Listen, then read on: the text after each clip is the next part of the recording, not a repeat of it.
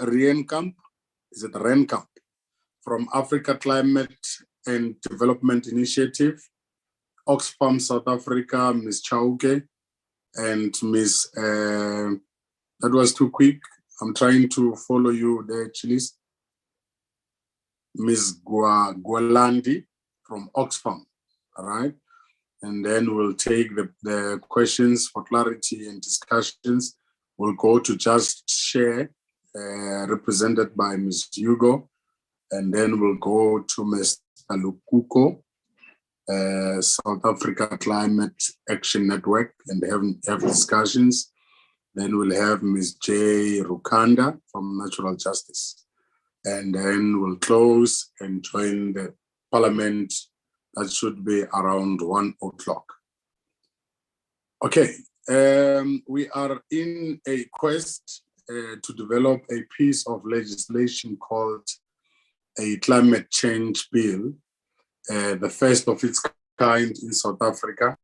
This portfolio committee has ranged throughout parts of the Republic, where we have been to various provinces already. We've been to the Western Cape, we've been to the Eastern Cape, we've been to the Northern Cape, we've been to KwaZulu-Natal, Mpumalanga, we've been to Limpopo, we've been to Gauteng. It is expected that we visit the Free State this coming weekend. But over and above that, there are other presentations that have been made to us on virtual platform. This we're doing so that we are able to reach as many people as possible, as opposed to us sitting in Cape Town compiling a piece of legislation that will affect the people of South Africa without getting the input of the people of South Africa. I'm sure you would all know that we are required by law to speak to the people of South Africa before we come with a final piece of legislation. You are all welcome. Without further ado, let me invite Africa Climate and Development Initiative, represented herein by Ms. Renkamp and Mr. Trisos. And your time starts now. Welcome.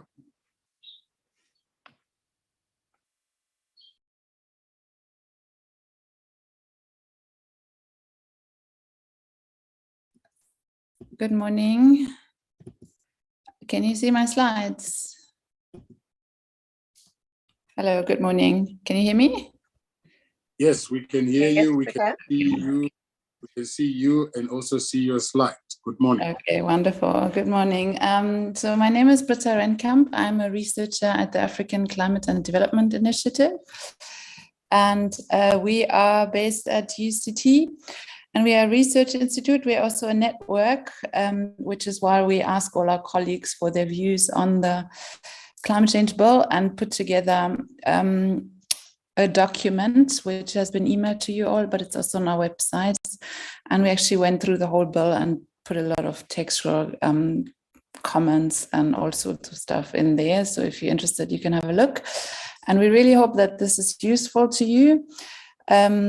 There are a bunch of us in climate research at UCT, in the climate science, in adaptation, climate risk, and climate mitigation. There are also quite a few of us working on the IPCC. So if you have any questions around the IPCC, we've also got a chapter author who has been working on the Africa chapter. They're all very happy to reach out and engage with people around their results. So if there are any questions around climate change as the phenomena, as the way that it impacts South Africa and Africa as a continent, and the options that we have both for emissions reductions, for adaptation, but also when it comes to the worst loss and damage. So there are a lot of colleagues who have covered that. So if you have any doubts, you're very welcome to reach out to us. And there are a bunch of us also looking at policy and have been working around policy. And that's why we are very grateful for this process to happen. We're very grateful to have had the chance to comment And I've put the link here, and we think it's a really important piece of legislation going ahead, because we need a coordinated response. Climate change is really transversal, and it's really important to bring all the actors together.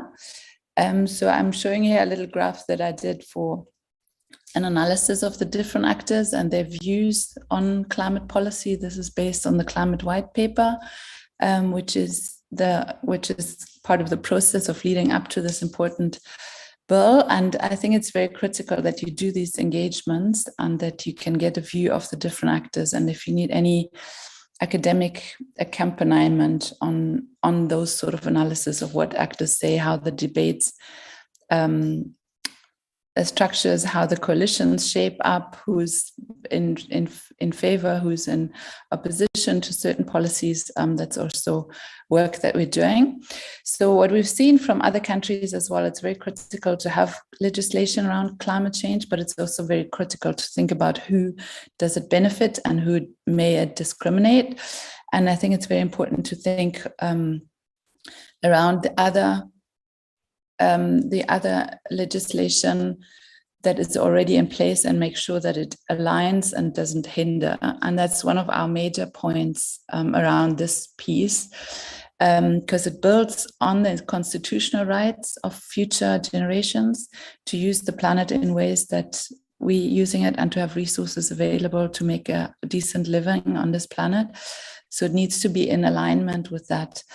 And that's why we think it's very important that you use the bill to make this constitutional right very prominent. It's not always prominent, and it's not really often put as the first thing, the sustainability of our livelihoods, which is under jeopardy. So it's very important that you do consult, but it shouldn't come with too much of a trade-off in terms of time. So it's also time for action, and we've been working on this process for already almost 15 years. So there is that fine line of consultation and improving, but also acting, regulating, and stopping what is actually harming us. And I think for South Africa, we've got a good view. We've got a greenhouse gas inventory. We know where the harm sits, where the emissions come from, and I think also, since the bill came first along, we've got quite a critical legislation to really move forward in a just energy transition, and to make sure that those who are vulnerable can benefit. We think that in adaptation, the bill could be stronger, and we also need to update the legal basis on loss and damage, because what's happened in the COP last year in Sharm el-Sheikh has not quite reflected on the initial draft that came earlier in the year. So that is very critical to think around the three issues that we can cater for: mitigation and emissions reduction still being really important for South Africa. At the same time, adapting where we can adapt, as we're already going through a lot of drought, flooding, extreme weather events, and loss and damage, which we're also already witnessing events of that, such as the events in KZN, KwaZulu-Natal. So those are basically our main points. In terms of time, I'm just going to touch a bit more based on where we think there could be more alignment, and then just summarize these points. So we think that in terms of the bill, it builds on our national development plan, which actually has the reduction of inequality and the reduction of poverty at its main policy targets. And as we see now, with the way that the energy transition is managed in a rather reactive than proactive way, poverty and inequality are on the increase, not decreasing. So obviously, there's other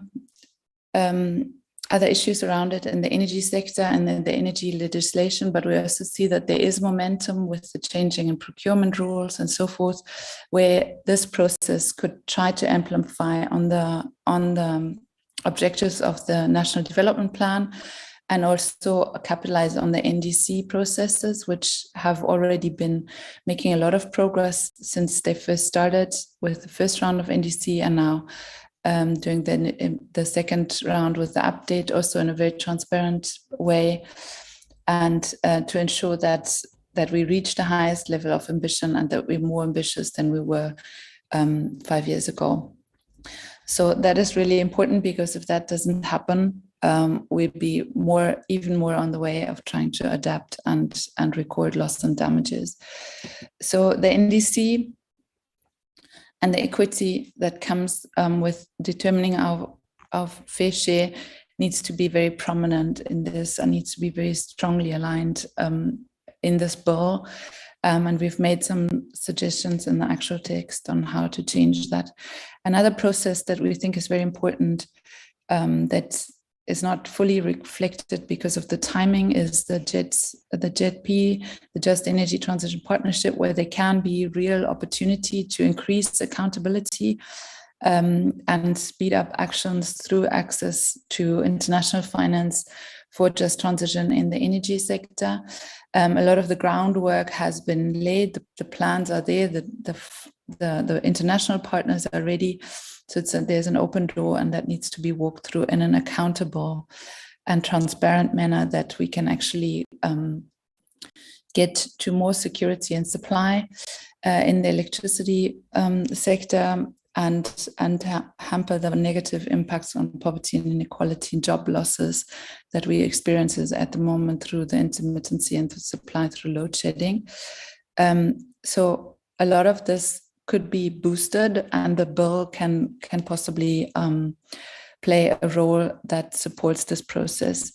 So in sum, just very briefly, we think that this bill is very important to also support the implementation of the Paris Agreement, especially also the enhanced transparency framework, the reporting mechanism, and those need to resonate, that we've got a solid basis, that we know where we're departing from, and a lot of that has been already put in place, but there's still a lot of room to amplify, especially also in terms of the way that we do the reporting, create the evidence, not just on climate, but also on inequality, economic development and poverty reduction. And we see that we've had a conference also lately where we got the colleagues from DFFE together with Status A, where we can see that our reporting requirements don't actually match up. They are getting closer, but they don't quite match up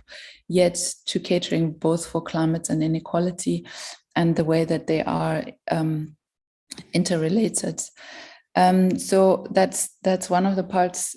Then the support of what we've been witnessing through the work of the Climate Commission, enhancing the NDC and the JET-IP to link and boost those activities, so that the just transition can be proactive and not just reactive, to actually hamper the negative impacts that we might experience through a transition if new capacity doesn't come online quickly enough, and if we don't help communities that will be exiting coal anyway, as we see mining closing and the coal exit happening. So it can happen in a more harmful or in a not harmful way, and that's where this bill is very important to link the efforts that are already there. Also to include the responsibilities for loss and damage, as I've mentioned, to get up to speed for legal basis that can accommodate for the changes in the international regime, and also link up with the multi-level governance of climate, where a lot of the responsibility actually sits with the local government, also when it comes to the long-term strategy, but the support for those communities often not given. And where this bill could possibly also contribute to better stakeholder consultation, but also actually, as groups, as local communities, try to figure out how to do stuff to support them also financially, but also with information and so forth. So these are just some glimpses from the submission that we've done, but the link is here. Just briefly also that overview that we've done in terms of research, and then I will leave it there. Here's my contact details and our website. So if you ever need anything, feel free to be in touch. Okay, thank you.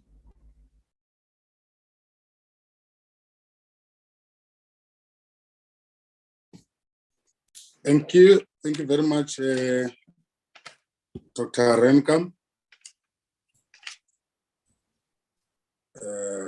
One second, just 1 second.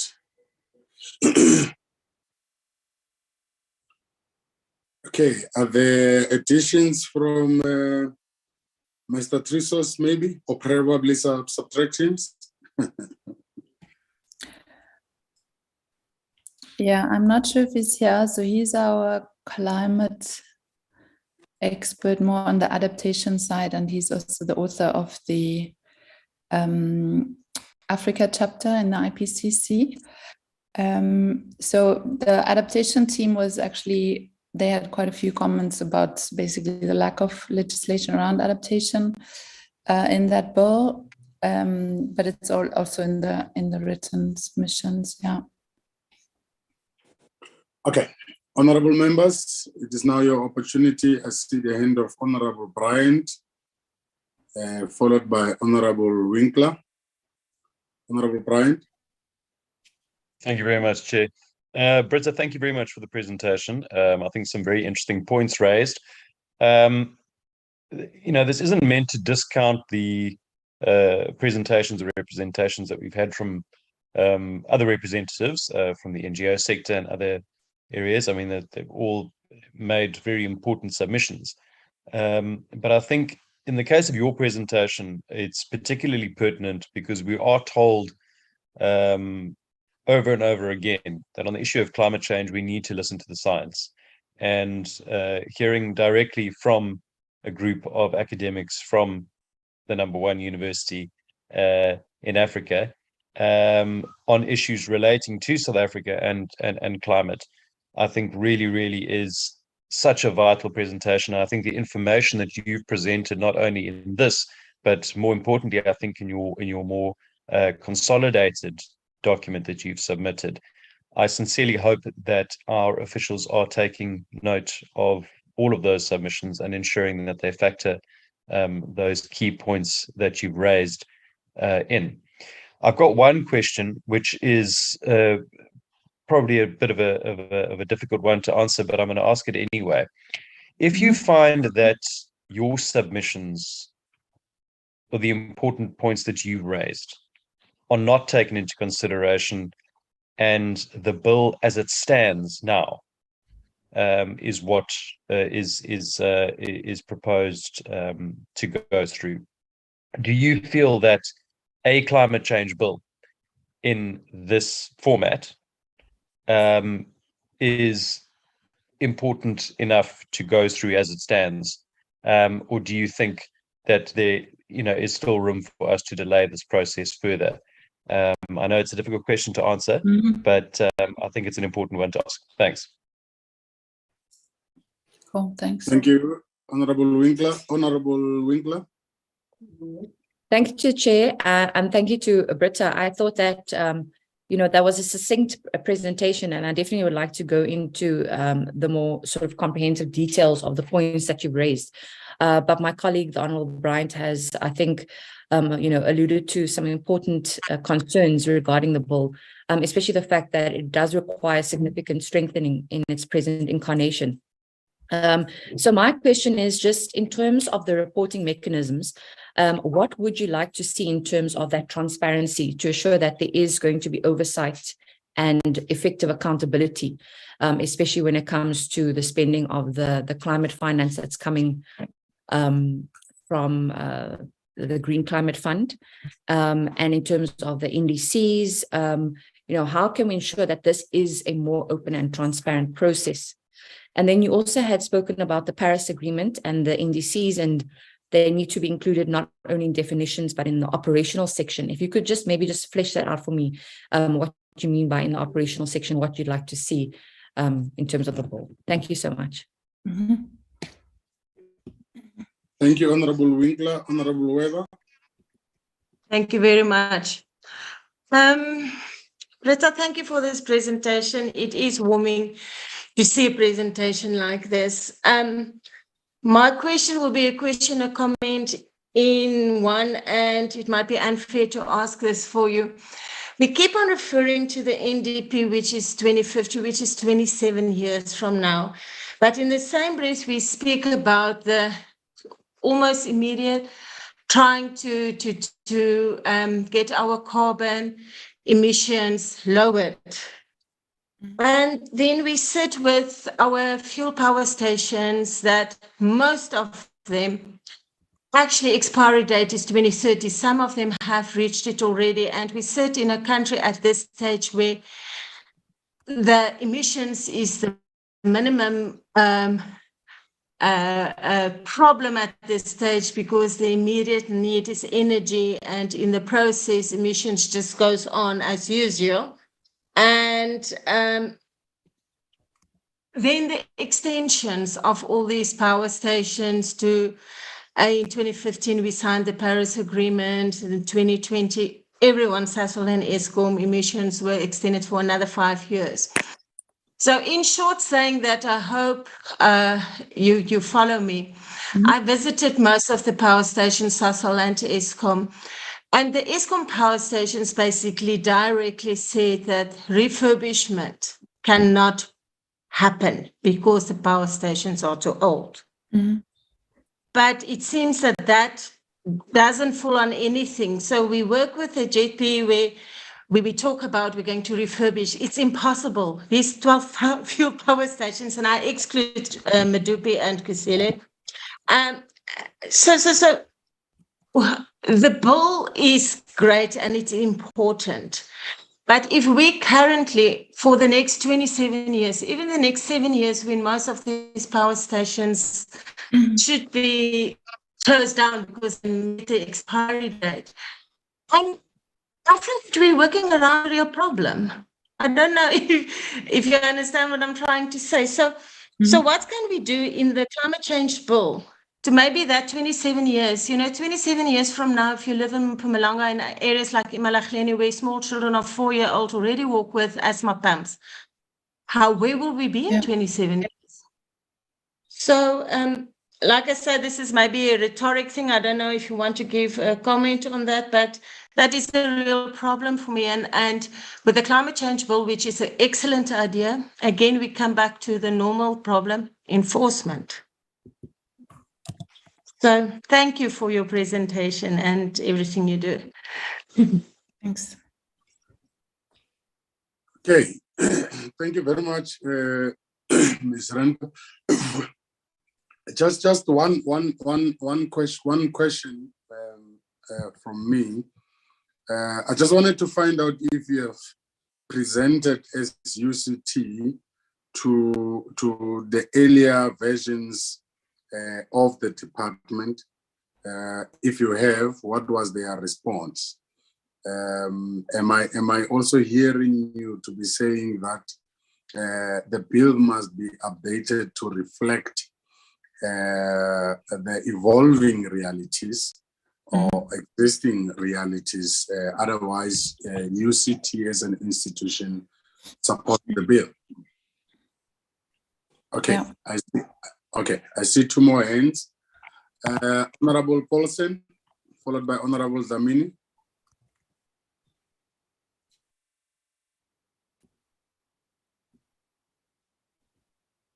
Thank you very much, Chairperson, and thank you very much, Britta, for your presentation. You mentioned there are issues around the legislation around adaptation that you feel should be included in the bill. Now, I think we miss out on a lot of human rights aspects around climate change. And I think the people that are most affected by it are not people whose voices are being heard, what do you think Parliament could do to actually popularize the issue of climate change mitigation, and also to get people to raise their concerns about the impact of climate change and around the adaptation towards climate change? Thank you very much, Chairperson. Thank you, Honorable Paulsen. Honorable Dlamini. Thank you, Chair, and thank you for the presentation. My question will be based on a question of stakeholder consultation. Maybe to get your view on a broader sense, what is your broader understanding on a stakeholder consultation? Because I'm raising the matter based on what actually I've already attended the public hearings, where most of the people that now we speak to, then now it comes out from a various part of the constituencies and people at large and so forth. But now yourself, you have raised it on your summary as one of the things that now we should be able to dwell more on that one. But what is your broader understanding on the stakeholder consultation? Thank you. Okay. Okay, it is now your opportunity, Britta. Oh, okay, one more hand just came in, Honorable Mbata. Thank you, Chair. Thank you, Doctor, for the presentation. I just want to know, it's a good presentation, but I want to know what is the involvement of the tertiary institutions on the issue of climate change. Because I believe that you should be part and parcel of the stakeholders and you have a role to play. Can you tell me what role are you playing in this issue of climate change, and how best can we deal with it as a team? Thank you. Okay. Okay, you can shoot. Okay, thank you so much for all your questions. There are quite a few. So let me start with the first one, which was, in a nutshell, should we have this bill? And if we strengthen it, should it rather go ahead like this, or if it drags on longer? I think that's what I understood from the first question. I think, and that I think also aligns with the other question, whether as UCT we support the bill. So I can't speak for the whole institution, but for the colleagues who we put this together, we think it's a very good idea to have this bill and to move it along, and it aligns with a lot of the dynamics that other countries are also doing, because it also means that you, as a government, respond and acknowledge the problem, and that's not a given everywhere in the world. There's still a lot of denialism around climate. So I think it's a really important process, and well done on getting it as far as it is. To the question whether it'll still improve over time, or if it's better to draw it to a close, there's obviously that trade-off. And I think that's really the question, and that relates also to a lot of the other questions. Who is it for? Who actually needs legal protection from the state in a climate crisis? I think that's really the question that we need to ask ourselves. And in a country as unequal and as diverse as South Africa, from my perspective, the next step would be, and that also relates very much to the stakeholder process, who is who in this game. And we've got a lot of dominance from the energy sector, obviously, from the emissions intensive industries who come in with a particular stance. But then we have a lot of vulnerability, and we've seen again in the IPCC report, but also in other projects that we've been doing, inequality and climate change don't do well together. Whatever wounds you already have through climate change, they get worse. And the vulnerabilities, so as we've seen in the floods and so forth, whatever vulnerable infrastructure you have, vulnerable livelihoods, will suffer more. And those may well be the ones who also need to have voices in this and who need actual protection. So there's different layers to this, obviously, and I don't want to lecture you. I'm very much aware our time's up now. That the different forms of protection, the one is to regulate emissions output and emissions reduction, and to think of alternatives that relates to the question of the energy sector. If you still have the power plants, but it's difficult to maintain them, you in South Africa are blessed with renewable energy resources. You are so lucky to have all of these, and the technology is there, the technology is accessible, and it's actually cheaper than all the big infrastructural coal or nuclear alternatives to build. And there has been research that actually shows that the more you procure in terms of renewables, you can actually have both. You can have a prosperous economy. You can have healthy communities where children don't need to suffer from the air pollution and the impacts of mining, and still have the security of supply, so that you can actually run an economy that is up to the standards where you want it, closer to a knowledge economy, where you get closer to all the policy that you, for example, suggesting in the DSI and the Department of Science and Innovation, higher education, so forth. So I think in terms of the technology, the innovation, all of this, the technology is there, you can do it. And if you can now strategically use this bill to align it with the policies that you already have, the NDC processes, the Just Transition Partnership, the new energy plan, there's a lot of leads also in the IRP, even a lot of leads in there that you can use to amplify it, to actually get to a just transition, so that you're not on the back foot and wait for stuff to collapse and then fix it. That's going to be a lot more expensive. In terms of stakeholders, I think it's very important to try, and I think you've been doing really well in trying to reach out to people and to work through NGOs as well. But to really understand the actors, the who is who in the game, who are the most vulnerable, how are they vulnerable, how can you protect people, and who are actually producing the biggest harm to both the planet, but then also in terms of climate impacts. Because if you don't reduce emissions, the impacts are going to get worse, and you find yourself a lot more on the loss and damage side. And on the last point, as our role as UCT, so we try to be engaged as in our scholarship. So we try to work with government to respond to these invitations where we can actually submit our knowledge. We also been working quite closely with the NDC processes, with the Climate Commission, where we can actually take our research and put it in the processes. We try to do that, but we also like to hear from you. What is it that you need? What is it that you need to understand, so that our scholarship goes both ways, so that we are in a conversation. And I also would like to offer for this group, if there's any value that you would see, we could also organize a colloquium or something with our IPCC authors on specific issues.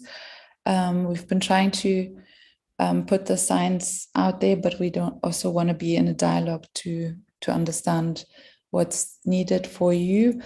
And then the IPCC work is really very intense. So there's been a lot of blood and sweat that's been going into those reports. So it's really important to get them understood and read. And if there's anything we can do on that front, we'd be very, very happy to do that. So I hope I touched at least on everything. Otherwise, also feel free to email me if you have any further questions. Thank you.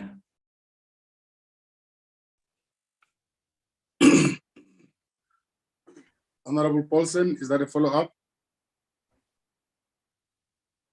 No, Chairperson, it's a legacy hand. But while I'm at it, maybe Britta can tell us whether she feels that renewables can replace coal as a base load for energy in South Africa? Well, not instantly, but over time, yes. So transition is a transition because it needs to happen over time, and you still have coal. And there's a colleague of mine who's been actually doing quite interesting work around the mine closing and the closing schedules. So the transition away from coal as the global economy stands for South Africa will happen anyway. So it's not just the plants, but it's also the mines. So now what I've said earlier, that you can be proactive and fill that gap with renewables early on. The more renewable you have, the less baseload you need, especially when it comes to wind. With the coastlines that this country have, you will always have the wind blowing somewhere. You will still have coal with you for quite a while that you can use for the little baseload that you need. Then, not to forget, you also have some actually good gas infrastructure, which is also burning a bit cleaner than coal. So it's not, it's a transition fuel that is looked into and can be looked into. So I think with what you have in terms of remaining coal, with abundant renewables, and possible gas where you need to fill onto baseload, you are, from a technology perspective, you are in a very, very good position to manage that transition very quickly, rather sooner than later. There's no reason to wait.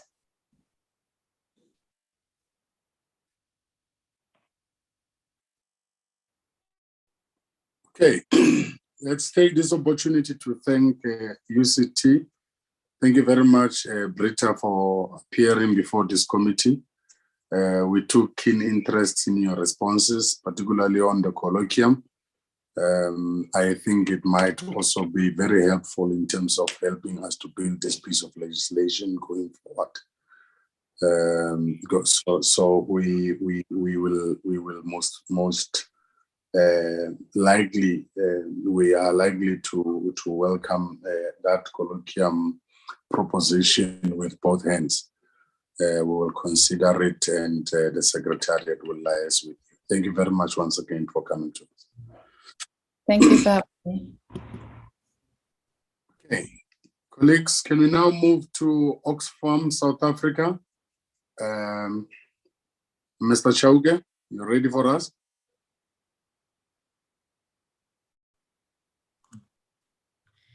Good morning, Honorable. Good morning, Honorable Chair, Honorable members, as well as representatives of the department. It's actually Ms. Chauke, Honorable Chair, and apologies for the darkness. Apology, because it's written master on my side. I apologize unreservedly. No problem. I just want to ensure that my display settings are correct. Are you able to see the presentation or the presenter view? Yes, we can see both of you, your presentation and yourself. Great. I'd like to recognize the Honorable Chair, honorable members, representatives from the department. I also want to apologize for appearing to be in the dark. My office just got load shed now, but we are grateful for the generator that's keeping the Wi-Fi going. So I'd just like to start off by outlining that Oxfam South Africa is part of an international confederation. We have 22 affiliate offices globally, as well as work in over 93 countries all over the world. This process to pull together our submission focuses extensively on the social inclusivity aspects. I'm also pleased to have heard Honorable Paulson say that we've missed the opportunity to highlight some of the human rights aspects. And I think this presentation on our part almost touches upon those areas. in light of the fact that we also took the time to consult and engage communities whom we work with at the grassroots level in terms of ensuring that they understand the provisions of the legislation as it stands, and also the role that they can play in informing and ensuring that it responds to the current needs. We also emphasize a partnership model that we drive with communities, because we don't say we drive a bottom-up approach, because that assumes that there's a structure of hierarchy that already exists between us and communities. So in essence, our work is that we work with marginalized communities to challenge and transform systems that perpetuate poverty and inequality in Southern Africa. And so our submission also focused on the fact that this legislation should respond to the needs of the society, and particularly in a context where we are facing a lot of policy uncertainty, in a context where international geopolitical impacts have also contributed to how we are seeing situations unfold in our economic climate.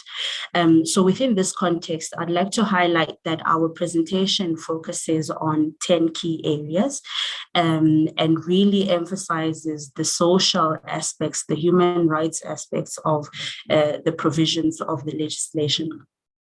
First of all, what I want to highlight as well is, please confirm if you can still see my presentation. Yes, we can. Please proceed. Awesome. So the first point looks at free, prior and informed consent, recognizing that the legislation should emphasize the principle of subsidiarity. I mentioned earlier on that as a feminist organization as well, we don't believe in structures of hierarchy, but rather want to ensure that the citizenry people are the anchors of legislation. And so within that context, we feel strongly that the climate planning and decision-making should be placed as closely as possible to communities, emphasizing also the fact that, you know, Section 29 of the bill, which looks at questions around public participation, should actually be more robust, more deliberate in how it promotes public participation, but also entrenches social accountability mechanisms. And looking at the fact that social accountability should be understood as a process in which citizens are able to hold structures of power to account, but also engage in the establishment of these accountability mechanisms.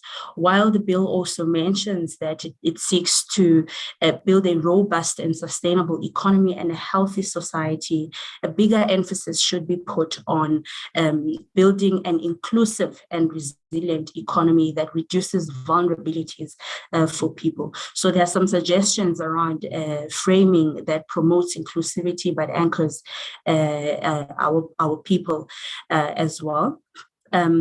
Looking at the second point as well, that looks at independent grievance resolutions mechanisms, we feel strongly that the bill should establish mechanisms for addressing grievances raised by communities, particularly in a context where the energy transition will require a lot of resource flow.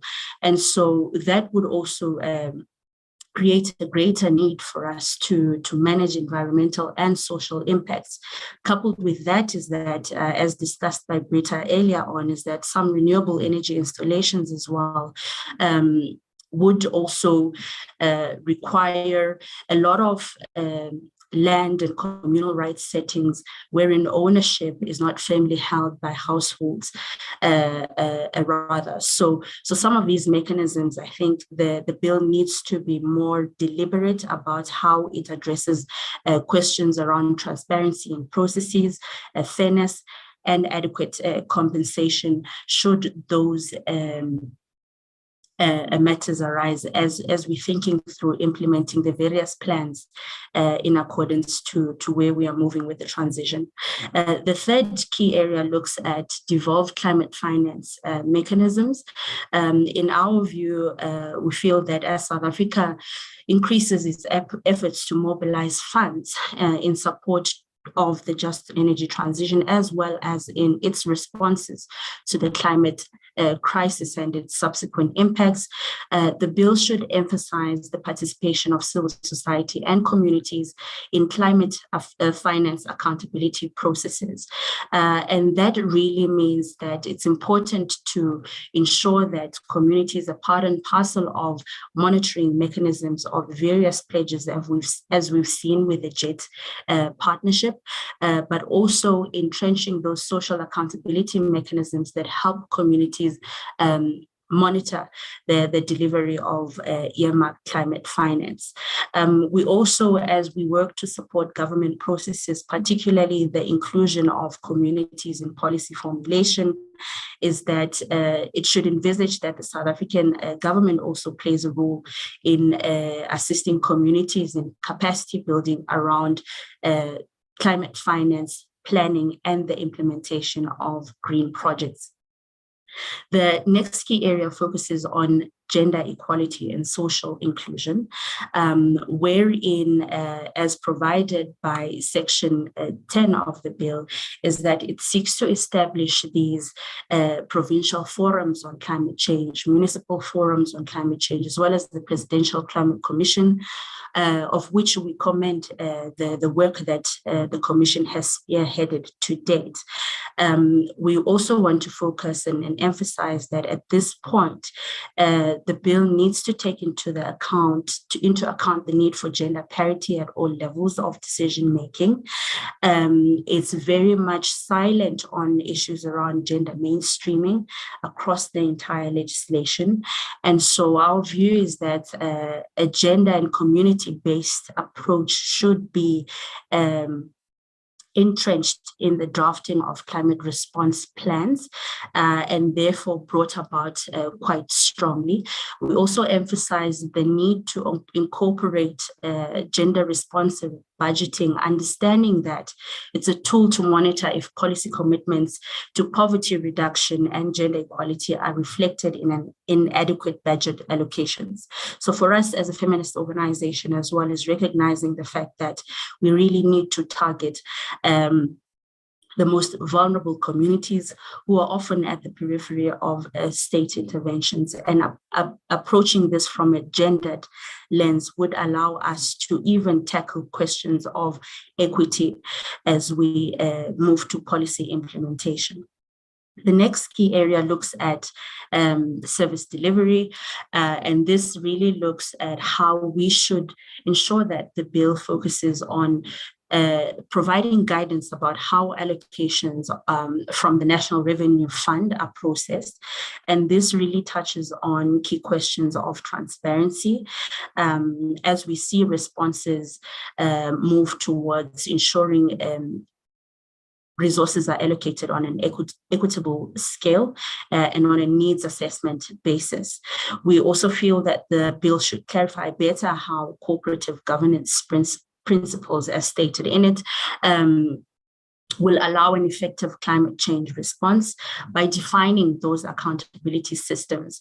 And again, emphasizing the various models that we've seen put into practice from the civil society sector, such as social audit methodology, which has also translated not only in capacity building for communities, but also translated into giving them agency in participating and monitoring these processes. This has also resulted in improved service delivery within the communities that we've worked in, and look at it as a strong accountability mechanism that could be entrenched in the bill as well. On the question of loss and damage as well as a priority area, we see that the bill should prioritize investments in smart climate agriculture, particularly because as we transition, agriculture is South Africa's viable economic alternative, and we need to tap into those sources of alternative economic production as we transition as well to renewable energy sources. And we place this in the context of understanding that we can no longer deal with climate change in isolation of wider development issues. And so hence the need for us to also look at how we invest in other sectors of the economy as we prioritize provisions for loss and damage. And the next sections, and we're almost nearing our close, is on worker rights. We feel that also the bill is a little bit silent in terms of questions of social compacting. And so maybe progressive language in terms of framing how we define those pathways of deeper conversation between the citizenry, government and the private sector will help us, engage in conversations around how the transition would impact on worker rights, particularly in the context of wider economic factors such as the fourth industrial revolution, automation, and others. And so engaging on how the changing and evolving technological rules, not only in the context of our borders, but globally, is quite pertinent in terms of how we secure those worker rights. And so emphasis on how we manage those consequences need to also be tackled in the bill as we venture into new climate investments. The other pillar looks at investing in disaster risk reduction and climate sustainable resilience. We feel strongly that in the context of major impacts, as we've seen with disasters happening in various provinces in the country, KwaZulu-Natal, Western Cape, and others, is that we need to also ensure that as we integrate climate change into a wider developmental agenda, we also need to be cognizant of the fact that we have a key role in ensuring policy harmonization as well. And so within this context, we want to emphasize that the bill should provide a pathway for investment in people-centered risk reduction initiatives at local level. We emphasize this because we've seen it and have proof of concept on driving these solutions, including nature-based solutions or using built environments, both in other contexts such as Comoros and Madagascar, where we run similar projects where communities are incorporated into the planning, climate planning, as well as how we ensure that they also are involved in informing community-based anticipatory actions, eco-based disaster risk reduction, as well as climate resilient infrastructures. And I emphasize again that as Oxfam, we have tested this model and it has actually worked in mitigating climate impacts in the countries that we work in as Oxfam South Africa. We also emphasize that the bill should apply the no one is left behind principle as a guiding principle for the development of the local integrated development plans, as well as local risk management plans. Again, we speak to this because we are heavily involved in processes engaging COGTA as well on informing their disaster risk reduction plans and execution at municipal level. The second last key area looks at climate displacement. We also feel that it's the bill as it stands is very silent on questions around displacement, particularly looking at the impacts of climate and how they also perpetuate vulnerabilities, but also displacement for marginalized communities. So the bill itself should better consider the cascading effects of displacement, how we integrate that in relevant legislations driven by the Department of Home Affairs, and again emphasizing the need for policy coherence and harmonization. And so this for us is integral in how we look at implementation plans, particularly as echoed throughout the bill. The last key area that we looked at was the urban climate crisis, where we feel that the bill should give greater attention to the impeding urban climate crisis, which is turning into acute complex emergency from which people are unable to recover.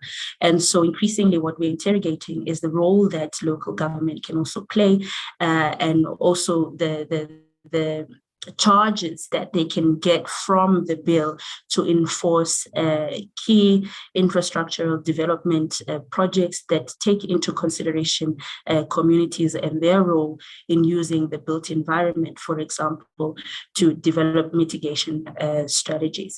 So that brings us to a close in terms of our inputs for the submission, but I also just want to flag the slide here in terms of more information that you would like to get in relation to our projects, as well as our Saving Lives and Building Resilience program. We have contact details for the ED's office. That's the email address of her personal assistant, as well as my office as the programs director at Oxfam, with my email address on the slide. Thank you so much for giving us this opportunity to also engage honorable members, but also inform such a catalytic bill that could potentially change lives as we see them and moving into just transition. Thank you, Honorable Chair. Thank you very much, Ms. Chauke. We really welcome the presentation. Honorable members, I present to you the presentation of Oxfam.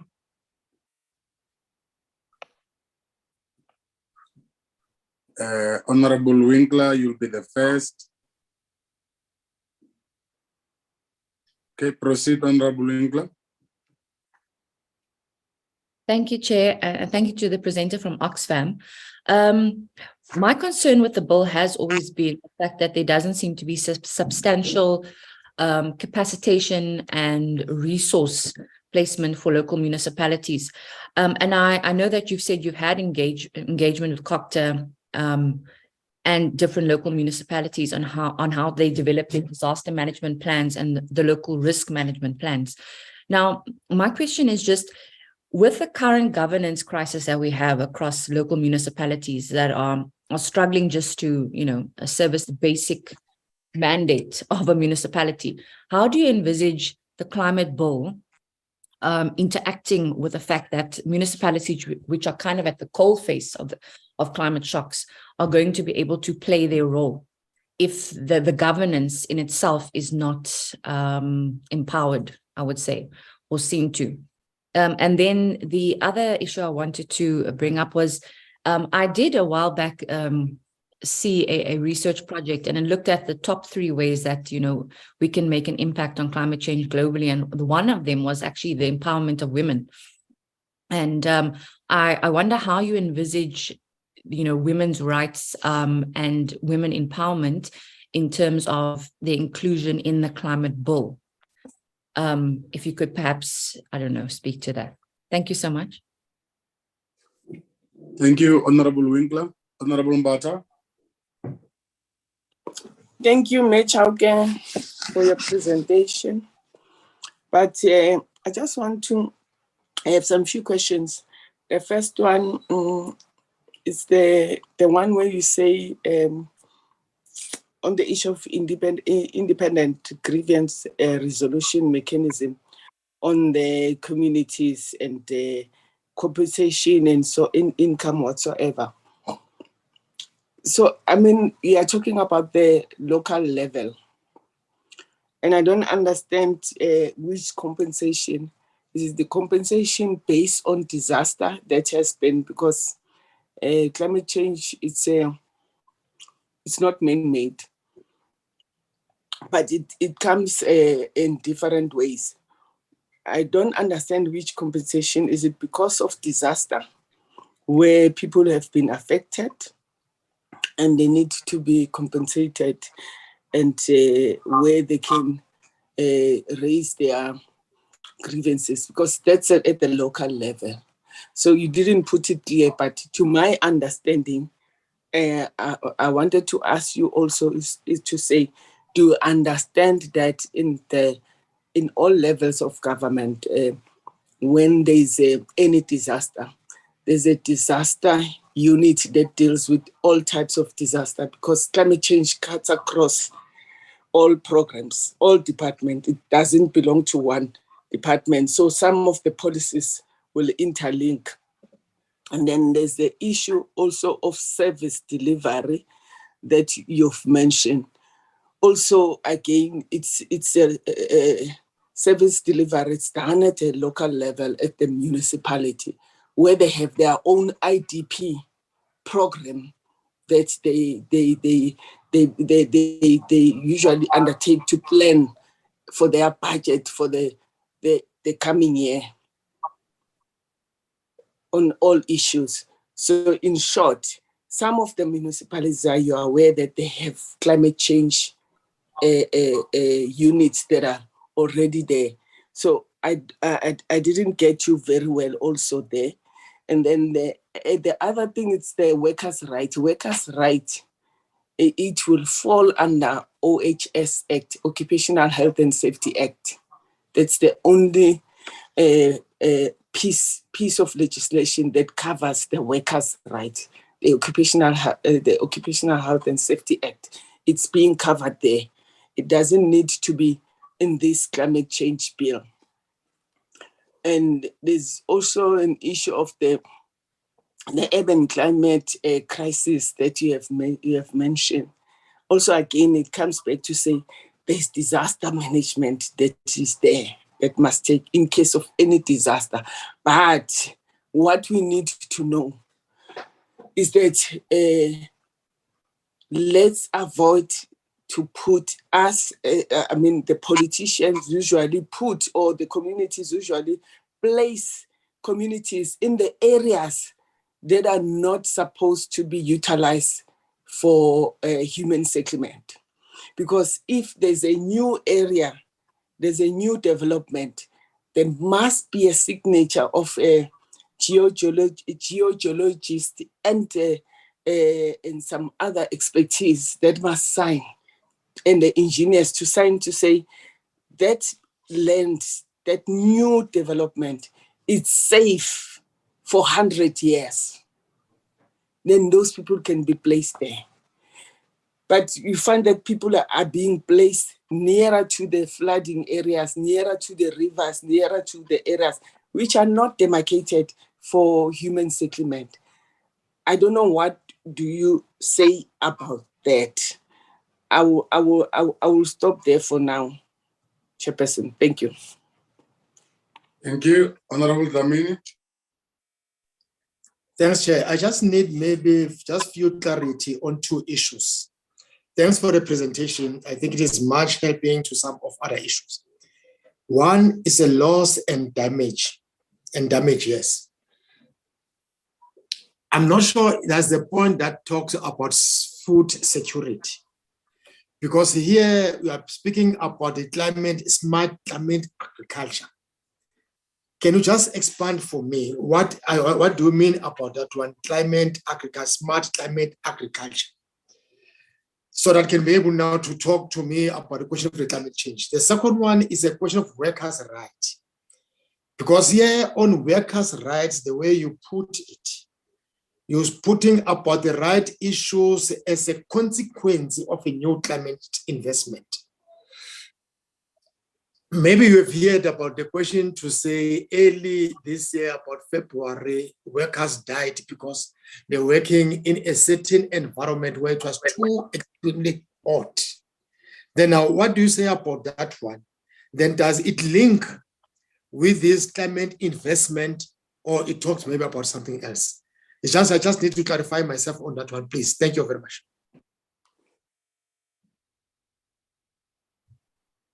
Okay. Are there other takers, honorable members?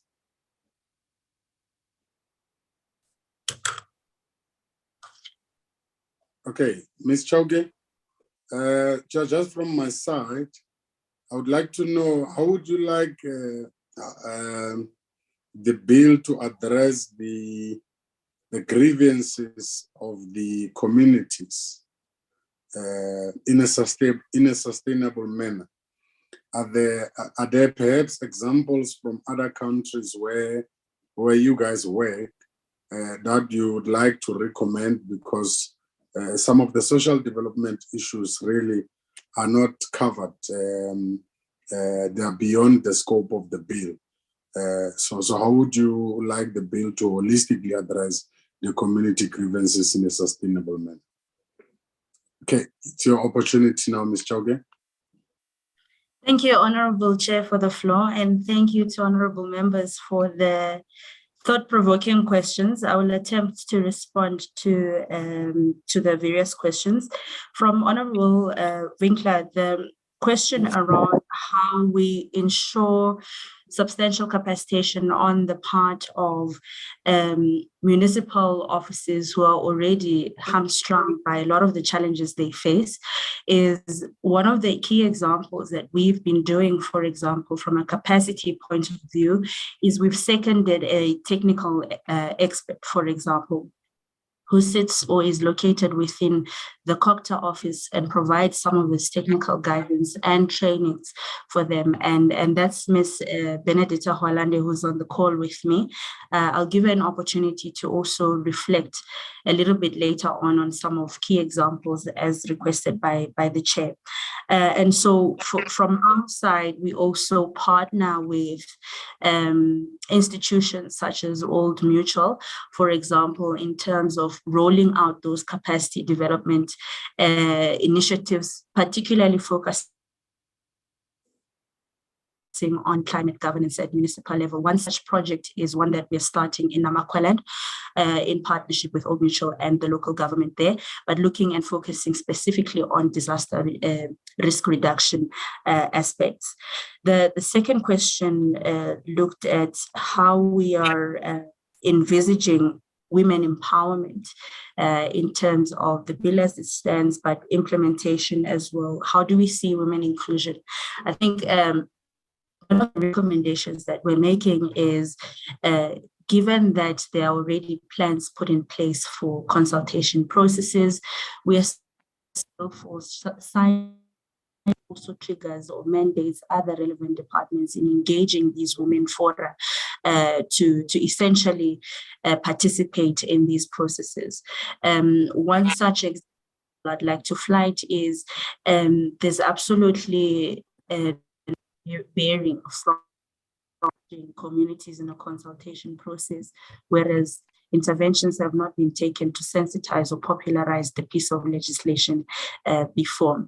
A model that we're also exploring as well is how we engage women in policy formation processes with success in terms of what we've seen now as the National Strategic Plan on GBV. I'm just citing it as an example in terms of how we work with these groups. How they can potentially do that is also perhaps in its implementation plans, setting up these women's forums to engage on some of the technical pieces, but also on realities.